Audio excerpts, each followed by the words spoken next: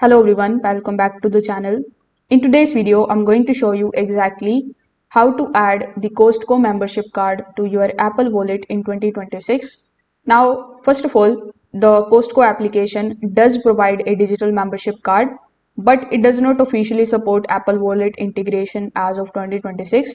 So that means you can't directly add it like a boarding pass or the payment card. So you can open your Costco application on your phone. Then you just have to simply log in into your account.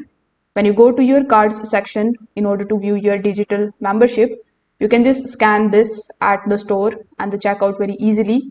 If you want faster access, you can use some of the workarounds, like you can take a screenshot of your digital membership card, you can save it in your photos, or you can even mark this as favorite for quick access. And this is by far the simplest and the most common method, as the integration with Apple Wallet is not possible as of right now. So if this video helped you out, make sure that you like this video and subscribe to the channel. Thanks for watching.